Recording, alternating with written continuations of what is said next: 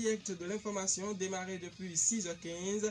Il est 8h et cette fois, c'est le plateau du débat fait de société qui va meubler ce deuxième acte du grand direct de l'information.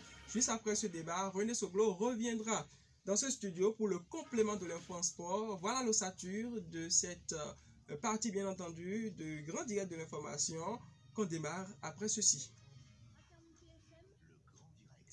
Le grand direct, le débat fait de société, comme je l'annonçais, et je suis en plateau avec Daryl Mélégan-Fagla, l'habitué du plateau. Ah bon, bonjour Rich. Bonjour ce matin. Ça va, bonjour mesdames et messieurs. En face de Daryl, Cameroun Endorsement. Bonjour. Bonjour Louis Chabalo. Voilà, on parle avec vous ce matin de, disons, cette pratique, ou alors ce phénomène qui revient encore dans notre pays. On parle de la vindicte populaire. Hier seulement à Parakou, un cas a été enregistré. Cameroun Endorsement, vous avez fait le tour, une descente sur le terrain pour prendre le témoignage de ceux qui ont vécu la situation, ceux qui ont vu comment ça s'est passé. Dites-nous, l'ambiance sur le terrain, c'était quoi? Qu'est-ce que vous avez vu concrètement? L'ambiance sur le terrain, c'était une ambiance de déception, mélangée de satisfaction. C'était les deux, hein, il faut le reconnaître. Ambiance de déception parce que, après tout, c'est un être humain qui a été tué. Et nous sommes également êtres humains, le sang circule dans nos veines. Voir quelqu'un couché comme ça, battu, ensanglanté d'abord et puis brûlé, calciné pratiquement, les pneus sur lui, les pneus usagés brûlés sur lui, c'est horrible, c'était horrible. Il y en a qui prenaient les images mais qui étaient vraiment abattus parce que au-delà de tout, c'est un être humain. Il y en a qui étaient satisfaits parce que ils ont pu finir avec un des hors-la-loi, un des braqueurs, parce qu'ils sont toujours tapis dans l'ombre. Lui, il a été découvert. Pour eux, c'est un braqueur. Pour nous, c'est un présumé. Pour eux, c'est un braqueur parce que selon les témoignages sur le terrain... Ou alors un malfaiteur, simplement. Oui, bon, c'est un braqueur pour eux parce que selon les témoignages, il aurait braqué, il aurait poignardé un conducteur de taxi-moto, il aurait pris, c'est le conditionnel, il aurait pris même sa moto après l'avoir poignardé. Donc, les faits, pour eux déjà, si les faits sont avérés, c'est un braqueur. C'est un braqueur. Donc, quelqu'un qui a poignardé, c'est qu'il a voulu tuer. Il a poignardé, il a pris le bien d'autrui. C'est quelqu'un qui a voulu de la mort de cette personne-là. Donc, si on met la main sur lui, il faut lui donner également la mort. Sauf que... Il paraît que la victime, c'est un conducteur de taxi-moto qui est hospitalisé. Exactement, qui est en ce moment hospitalisé. Donc, dans le rang des conducteurs de taxi-moto, forcément, c'est la joie. Parce que le conducteur de taxi-moto que j'ai eu, qui a témoigné, a dit que lui-même, il a été victime d'un braquage. Il m'a raconté un peu sa mésaventure. Il a dit que c'était compliqué. C'était vraiment compliqué pour lui. Il a eu la vie sauve grâce à certains qui ont quitté une fête la nuit qui revenait. C'est comme ça qu'il a pu se sauver. Il m'a même montré les séquelles de ce braquage raté. Il a été poignardé également. Heureusement pour lui, il s'en est sorti parce que certains quittaient la fête, ils sont venus. Il m'a même dit que lui ne va plus rouler la nuit, il ne travaille même plus la nuit. Voilà, depuis ce jour-là, il s'est interdit de travailler la nuit. Déjà à 19h, il rentre, il reste aux côtés de ses enfants. Et sauf que ce qui s'est passé selon les témoignages, c'est que ça s'est passé en journée, aux alentours de 9h30, qu'il a tenté d'arracher la moto de cet individu, de ce conducteur de taxi-moto. Il l'aurait même poignardé. Donc c'est pourquoi je dis que les sentiments sont diversifiés dans le rang de certains, surtout des conducteurs de taxi-moto qui sont la cible de ces hors-la-loi. C'est la joie parce que c'est un de moins. Voilà. Même si aujourd'hui un va s'ajouter, pour eux c'est un de moins. Mais dans le rang des mères de famille, des pères de famille qui voient un homme comme ça couché, qui a perdu la vie dans des conditions vraiment cruelles, c'est la déception totale. Voilà, Daryl, je me tourne vers vous. On parle de vindicte populaire. Moi, je veux bien savoir ce qui peut conduire, ce qui peut expliquer un tel phénomène. Écoutez, quand on parle de vindicte populaire, je peux dire que c'est le tribunal de la rue, tout simplement. Et le tribunal de la rue, ceux qui ont peut-être voulu mettre fin à la vie de ce présumé braqueur étaient des mécontents, des frustrés tout simplement parce que il a voulu, ce présumé braqueur ou malfaiteur a voulu ôter la vie à son prochain, en l'occurrence un conducteur de ZEM. Donc c'est un peu ça. Donc c'est le mécontentement, c'est la révolte, si je peux m'exprimer ainsi, parce que les populations qui étaient là se sont révoltées et tout simplement. Mais moi je dis, je ne savais même pas que cette pratique était encore en vogue au Bénin, parce qu'on a fini pratiquement avec les vindictes populaires auxquels nous avons l'habitude d'assister, ou les informations qu'on recevait. Entre-temps, il y a des décennies qu'on parlait de vindictes populaires. Mais est-ce que cette pratique-là, avec ce qui s'est passé hier, on peut dire que cette pratique est encore d'actualité au Bénin? Là, c'est une grande interrogation. Et il faut dire que même si aujourd'hui, les braqueurs sont avec nous, les voleurs vivent avec ce nous. qui conduit à la pratique, au phénomène existe toujours, pourquoi on espère que le phénomène n'existe plus de son côté? Justement parce que il y a eu beaucoup, je dirais pas de témoignages, mais il y a eu beaucoup de recours où on dit si vous attrapez un voleur ou un braqueur, en tout cas là, jusque là, il est un présumé malfaiteur, donc vaut mieux le laisser à la police républicaine, aux agents de sécurité, quitte à eux donc de dire ce qu'il faut, de décider de son sort, et non les populations elles-mêmes.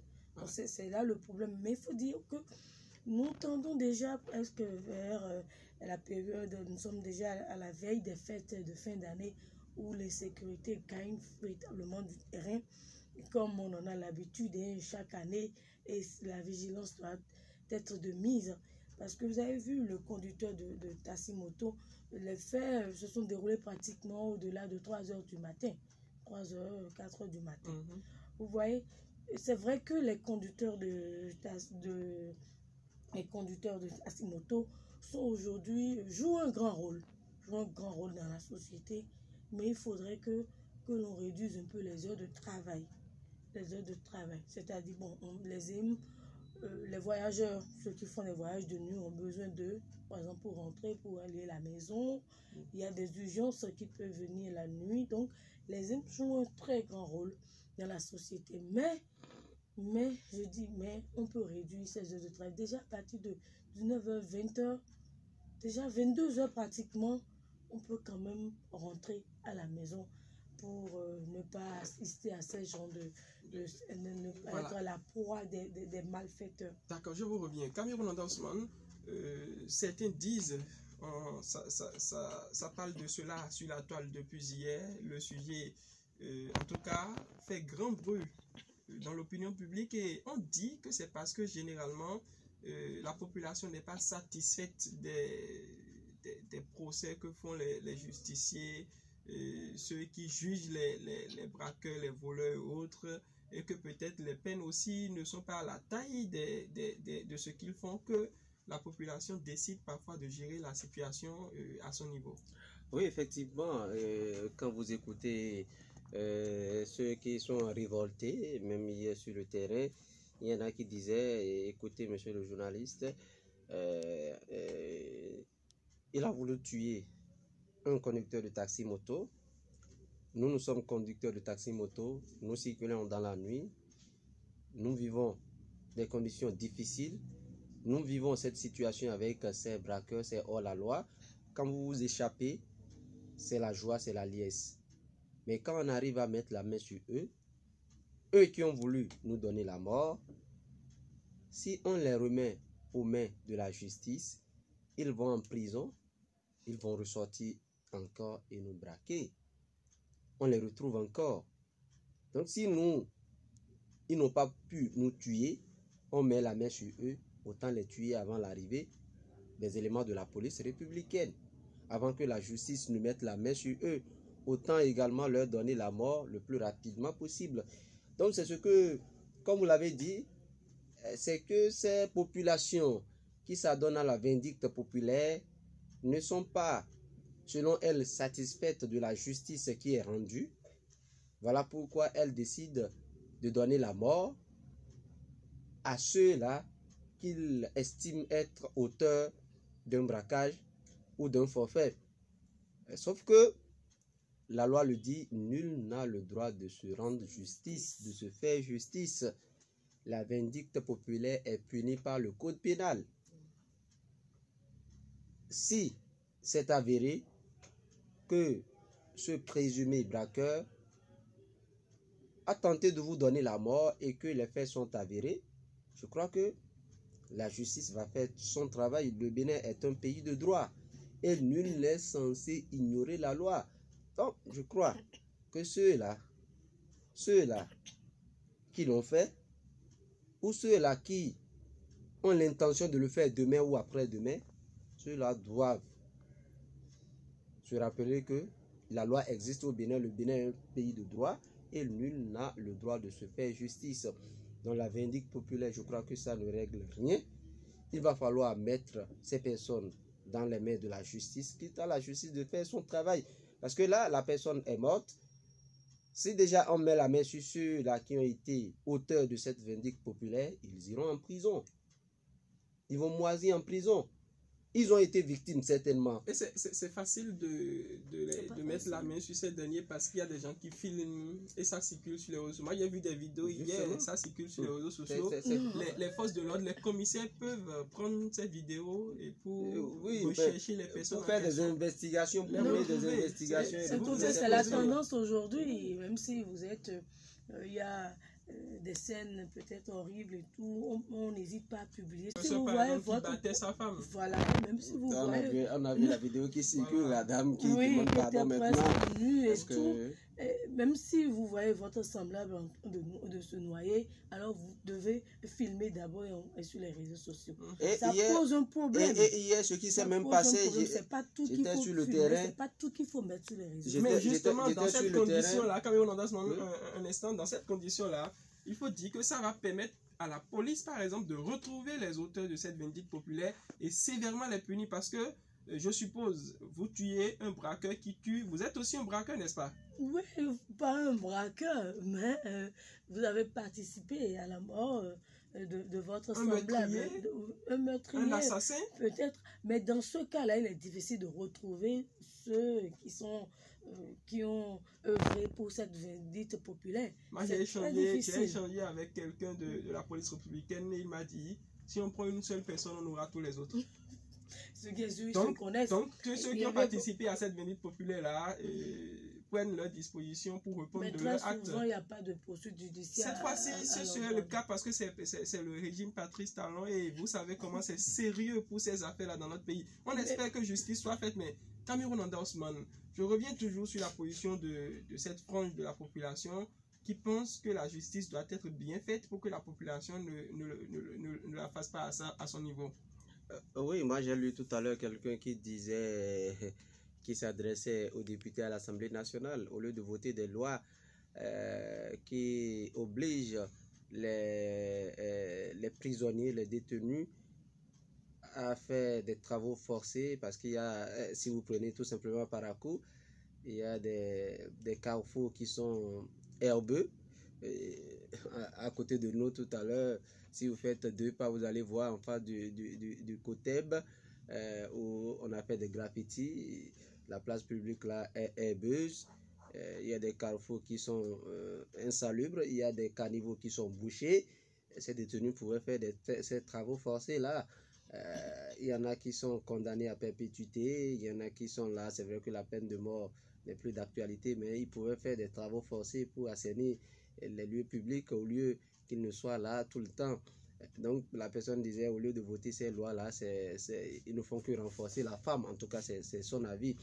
Donc aujourd'hui, les populations estiment que justice n'est pas forcément rendue à 100%. Et ils ont certainement des témoignages qu'ils font. Ils ont des exemples de voleurs qui finit de purger sa peine et qui ressort. Et qui retombe dans les mêmes travers. Qui, forcément, dans les mêmes travers. Qui devient même plus dangereux. Pour la situation que moi je connais, c'est un élu local, un chef de quartier qui a dénoncé un gaiman, comme on le dit, un cybercriminel. Et quand le type est sorti, il s'en est pris au vieux. Il a vu quelque part en train de prendre de l'empilé. Et il dit, les policiers m'ont dit que c'est toi qui m'as dénoncé. Parce que le chef de quartier a dit qu'il avait fait dans clandestinement. Oui. Et on dit quand même au type que c'est le chef du quartier qui l'a... En tout cas, c'est ce qu'il a dit. Hein. Et depuis ce moment, le chef du quartier ne se sentait plus en sécurité. Il dit qu'il va au village, il reste là-bas tout le temps. S'il a quelque chose d'utile à faire, il vient pas pour... Justement, il faut que la police puisse rassurer les populations que d'abord les braqueurs seront bien pris en compte et également que par exemple si vous dénoncez, vous êtes vraiment... Écoutez, quand on parle de justice, ça prend du temps avant de condamner quelqu'un. Donc, c'est toute une analyse de ce dossier-là, un dossier pour quand même le condamner après. Mais quand cette personne-là finit de purger sa peine, l'expérience a prouvé que lorsqu'ils sortent, ces présumés braqueurs, en tout cas ces malfaiteurs, lorsqu'ils finissent de purger leur peine et ils sortent, ils deviennent encore plus dangereux pour la société. Ils continuent avec les comme on l'a dit, la prison n'éduque pas. On a enregistré au cours de la semaine un cas de cambriolage au quartier à la gare, télévision, vivres et tout emporté. Vous avez suivi un peu l'actualité. Si vous étiez propriétaire ou alors victime de ce cambriolage, qu'aurait été votre réaction? Je ne veux même pas être à la place de ceux propriétaires de maison cette victime. Mais je peux fouiller pour voir un peu ceux qui m'ont dévalisé, tout simplement. Et si j'ai les preuves, alors je peux poursuivre ces personnes-là. Mais si je n'ai pas les preuves, je laisse tout à Dieu. Tout simplement. Si j'ai les preuves, je peux les poursuivre. Non. Louis, je voulais savoir si vous tombez, si vous êtes du voleur en question qui vous a... On dit voilà, c'est celui qui vous a dépossédé des 1 million que vous avez pris un an à cotiser pour faire quelque chose de précis, un projet que vous voulez réaliser par exemple. Non, c'est difficile. C'est de ça qu'on parle. Non, c'est difficile, mais je ne peux pas me rendre justice. Voilà. Justement, c'est vrai que quand vous vous sentez agressé dans votre propre maison, il y a légitime, il y a la légitime défense. Là, c'est autre chose. Vous êtes déjà devant le fait accompli, il faudrait que vous vous défendez. Mais si après un braquage ou des jours après, on vous montre, on dit ah, attention, on a mené des investigations, c'est telle personne, écoutez, il y a la police. Force doit rester à la loi. Il y a la police, je n'ai pas le droit de me faire justice ou de me rendre justice. Donc, c'est les forces de l'ordre qui vont régler son problème et la justice, tout simplement. Voilà, il faut dire que... C'est difficile. Si vous n'avez pas la tête sur les épaules, si vous n'avez pas le sang-froid, vous pouvez faire quelque chose de regrettable. Voilà, que vous allez regretter plus tard. Il faut dire que le débat fait de société, c'est également l'avis des internautes et beaucoup de messages nous attendent sur Facebook et sur WhatsApp. On profite pour faire un big up, un coucou spécial à Wes Graphisme. C'est celui-là qui nous propose beaucoup de flowers pour la publicité, la communication autour de nos émissions. Sur Facebook, Akilas ton champion est porteur du tout premier message. Il dit ceci: bonjour fraternité, moi personnellement, je ne saurais quoi prodiguer comme approche de solution, car pour éradiquer définitivement ce phénomène, je dirais que c'est un futur impossible, c'est-à-dire que nous ne pouvons pas y arriver car les braqueurs sont des délinquants. Bon, il dit la même chose. Chabi Chikoron Rodrigo Lourou, il dit bonjour fraternité. Vendite populaire, c'est le mot clé de l'action menée par la population pour ces présumés voleurs. Mais je ne sais pas pourquoi on doit éradiquer cette vendite-là. Un ayat dit ceci: qui tue par l'épée périra également par l'épée. En effet, la population a finalement compris que la vendite populaire n'est souvent rien d'autre que garder ces présumés derrière les barreaux pendant quelques temps et les libérer après pour devenir meilleurs délinquants qu'auparavant. Je crois qu'il vous rejoint un peu dans votre analyse, Daryl. Thilo Gret, il nous dit bonne émission. Thilo Gret, c'est cet Allemand-là qui de passage à Parakou, qui écoutait la radio depuis son pays et qui nous a fait l'honneur de participer à notre plateau spécial. Je crois qu'il nous suit également là actuellement. Il a laissé un coucou. On le salue. On le salue. Apollinaire Mayaba, bonjour Fraternité FM. Loin d'être éradiqué, je pense plutôt qu'on doit légaliser la vindite populaire. Waouh, loin de nous cette idée. On va passer à notre commentaire. César Miké Sidé dit bonjour chers journalistes. Moi, je ne peux rien dire par rapport au sujet que d'encourager la justice à faire son travail. Sabin Aïkpa, bonjour chers journalistes. Le phénomène de la vindite populaire ne saurait être totalement éradiqué. Par contre, nous pourrons prévenir ou alors parvenir à le réduire si et seulement si un travail sérieux est fait au niveau des forces de l'ordre pour garantir une meilleure sécurité à la population et aussi au niveau des juges pour rendre un verdict conforme à la faute commise pour soulager les victimes. Il est vrai que nul n'a le droit de se faire justice, mais n'oublions pas aussi que nul n'est au-dessus de la loi. Je vous remercie. Thomas, le visionnaire Ncha, bonjour la radio Fraternité. Ce phénomène est loin d'être éradiqué parce qu'au Bénin, on protège trop les voleurs. Vous voyez comment nous souffrons maintenant. Tu achètes un bien et pour te prendre ça, il te tue et va peut-être en pèlerinage à la prison où il est bien nourri avec l'argent du contribuable et quelques jours il est libéré et celui qui a été tué, les parents et enfants laissés, qui va s'occuper d'eux? Selon moi, la prison n'éduque pas les passionnés de crimes, mais plutôt les innocents.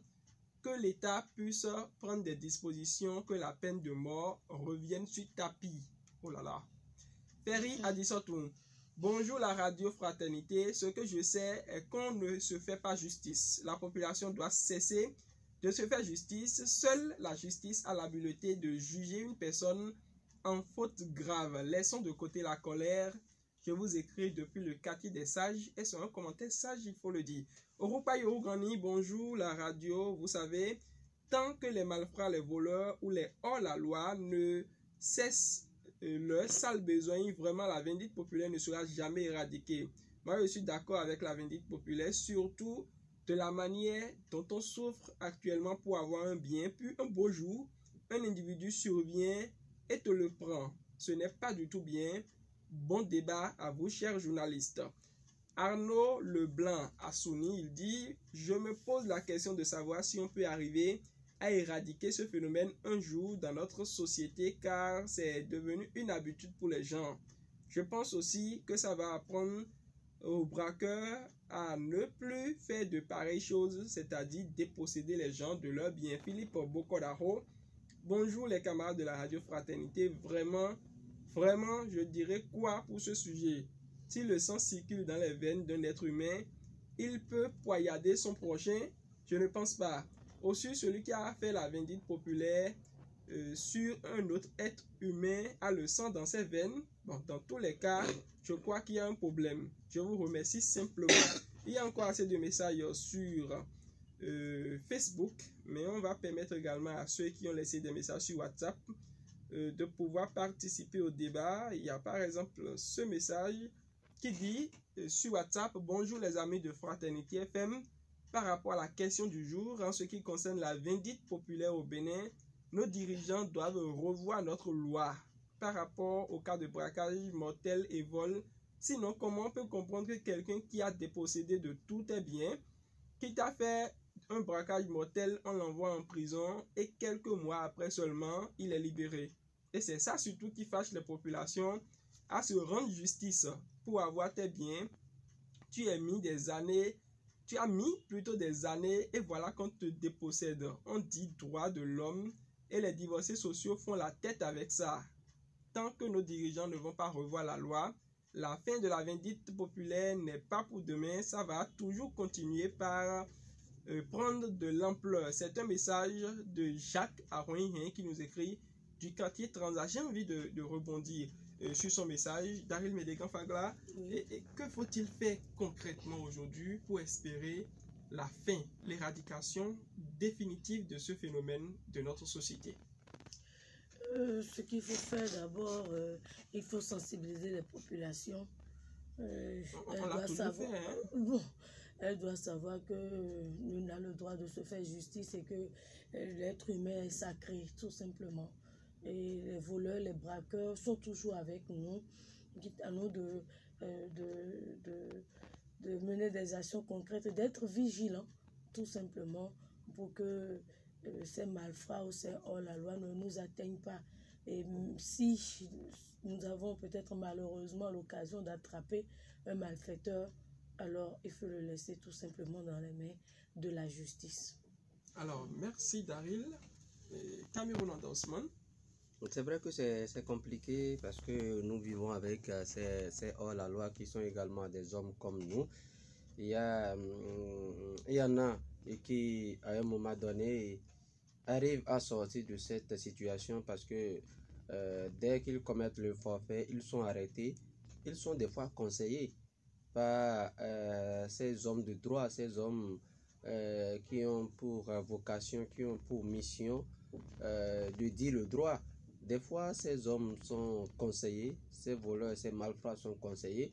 Et il y en a qui, une fois sortis de prison, arrivent à faire un autre travail et cessent de voler. C'est vrai, nous ne cernons pas tous les contours de cette situation, mais même si on n'a rien à faire, même si on n'a pas de boulot, on ne doit pas aller prendre le bien d'autrui. Sauf que, des fois, quand on n'a rien, on est tenté de prendre. Il faut nuancer. Je l'ai dit, même si on n'a pas de travail, même si on n'a rien, on peut aller labourer, on peut aller sacler pour trouver de l'argent. C'est interdit, on nous a éduqués comme ça. Ce n'est pas bien de prendre un bien appartenant à autrui. Mais si on n'en a pas, on est tenté de le faire. Et si on ne résiste pas, si on ne résiste pas, on peut le faire. Il faut résister. Il y a toujours de petits jobs. Qu'est-ce que je voudrais dire par là? Aller travailler au lavage, il y en a au niveau de non, aller travailler au niveau de lavage. Il y en a. Vous savez que ceux-là qui sont par exemple diplômés, qui n'ont rien, ils ont essayé, ça n'a pas marché. Ils sont oisifs, ils se mettent quoi? Dans l'alcool. Qui les décime. Totalement. Est-ce que vous savez à un moment donné que ceux-là prennent pour responsable l'État qui ne crée pas de l'emploi? C'est pourquoi c'est déjà bien pour l'État de penser à une autre forme de formation. Parce que tous ceux-là dont on parle ont pensé à l'enseignement, ou on fait même l'enseignement général, on fait même les universités, sont sortis, les diplômes qu'ils ont ne servent pratiquement plus à rien. Qui va les embaucher avec ces diplômes-là? Or, s'ils avaient fait une formation technique et professionnelle, ils auraient pu s'auto-employer. C'est pourquoi la vision du gouvernement, je la fais mienne, c'est déjà bien qu'on pense à une autre forme de formation, permettez la tautologie, de nos cadres. Il y en a qui y sont pleins dans nos universités. Il y a des filières, après la formation, vous allez chômer, il n'y a rien à faire. Exemple de filière. Non, je ne veux pas en parler ici. Vous allez chômer, il n'y a rien à faire. 1000, vous êtes 1000 en première année. Vous êtes 1000 en première année. L'État ne veut pas recruter ces 1000. Non, mais comment? Vous prenez une année, l'État ne peut même pas recruter 1000 dans tous les secteurs au Bénin. Et en première année, déjà, vous êtes 1000. Ça pose un problème. Donc, vous êtes des chômeurs potentiels. Et c'est compliqué. Et quand vous êtes oisif, vous avez fini votre formation, vous ne faites rien, vous avez une famille sous le dos, tout et tout, parce que vous êtes allé sur le campus, vous vous êtes dit, si je finis ma formation, c'est sûr que j'aurai un boulot. Vous enceintez une fille. Elle est sous votre responsabilité. Vous avez espoir, vous faites des stages, après vous n'avez rien. Vous êtes là, la famille vous attend à la maison. Vous êtes tenté de prendre quelque chose. C'est compliqué. C'est dommage. Donc, c'est vraiment dommage. Je dis que ce n'est pas bien, mais si vous ne résistez pas, vous êtes tenté de le faire. Ça veut dire Non. là, selon vos propos, Oui. que les responsabilités sont partagées. Non, ça sont partagés. Ça là c'est clair. Si le débat doit être profond. Le débat doit vraiment être profond. Il y en a qui le font, c'est dans leur sang. Ils le font toujours. Ils sortent de prison, ils ne continuent pas à voler. Il y en a qui vont attraper un poulet parce que c'est compliqué. Ils souffrent de la kleptomanie. Oui, pour eux, c'est que ils ne vont plus jamais cesser. La prison ne va pas les éduquer. C'est ça qui révolte justement les populations. Oui, c'est ce qui révolte, oui, les populations. On les laisse dans les mains de la justice. Oui. Mais après, on revoit les mêmes personnes. On revoit les mêmes personnes. Les mêmes personnes qui commettent les mêmes forfaits. Je pense justement, Daryl, je reste avec vous. Je pense que la situation n'est pas forcément dans le verdict de la cour ou alors dans la manière dont les voleurs sont traités ou sont incarcérés. Est-ce que ce n'est pas dans le fait qu'on ne pense pas à leur réinsertion après? Au Bénin, on fait quoi pour la réinsertion des divorcés sociaux après, par exemple, une période carcérale? Justement, il y a cet aspect-là. Il y a cet aspect-là aussi. Il y a cet aspect. Après avoir purgé les peines, on les libère tout simplement. Quand tu sors de prison, tu te rases la tête et c'est terminé. Ça ne doit pas être ça. Ça ne devrait pas être ça. D'abord, dans les lieux carcéraux, ils doivent avoir des formations, de petites formations. Oui, Attention, les vanneries, la Oui, menuiserie. ça se passe déjà Voilà. même. Et là, même si le malfaiteur n'a pas le maraîchage le goût, le maraîchage et tout, donc ils le font. Après, là, c'est déjà un type d'insertion dans la société. Vous voyez? Alors là, on se demande, on se dit peut-être après sa libération, là, il va s'occuper de ce métier-là, quand même pour gagner sa vie. Je pense que jusque-là, le gouvernement ne prend toujours pas ses engagements parce que lui, apprendre un métier, c'est bon, c'est vrai, mais il peut être en train de le faire et trouver que ça ne satisfait pas ses besoins et toujours retourner dans ce qu'il faisait avant. Est-ce qu'il ne faut pas accompagner cette personne de manière, en tout cas, véritablement, je veux dire? Écoutez, on peut vouloir les accompagner, mais vous savez, si vous êtes un habitué, vous êtes déjà habitué au micro, par exemple. Oui.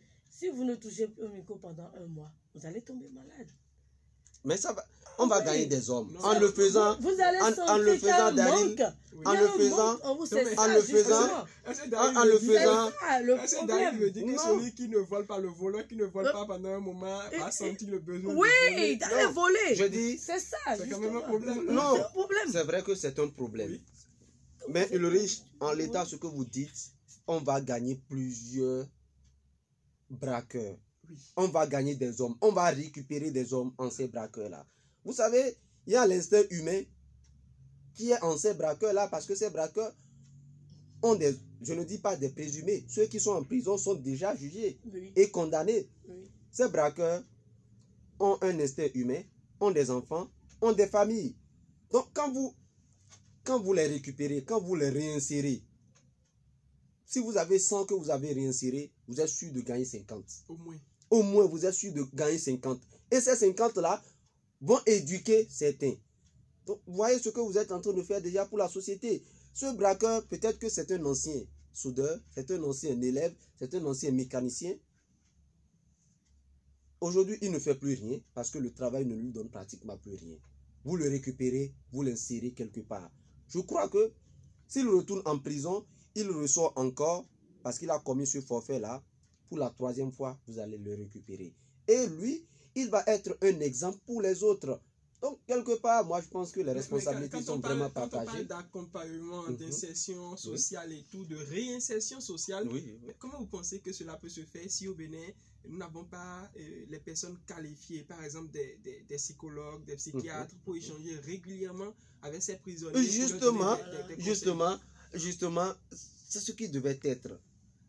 Dans les lieux carcéraux, on devait tout au moins pouvoir écouter ces braqueurs-là, écouter ces petits bouts, à poser. Comment on peut te... C'est ça, qu'est-ce qui se passe?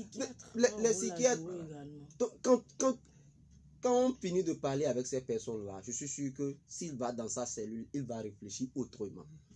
Donc, ça ne doit pas être un lieu où on envoie les hommes, on envoie des femmes pour forcément les juger comme comme ceux qui ne sont pas de cette terre, qui sont des extraterrestres. Ce sont des humains, mais quand on les écoute profondément, on est à même de savoir s'ils sont que 70 sont en prison parce qu'ils sont nécessiteux et ils 30 sont en... regrettent, et ils regrettent leurs actes ils et regrettent. 30 sont en prison parce que ceux-là, ils ne changeront jamais.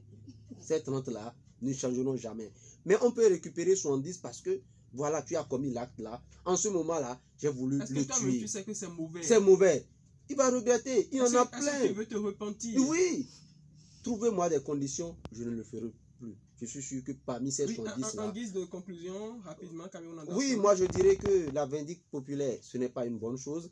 Le Bénin est un pays de droit. Nul n'a le droit de se faire justice. Et ceux qui s'adonnent à la vindicte populaire vont répondre devant la loi forcément.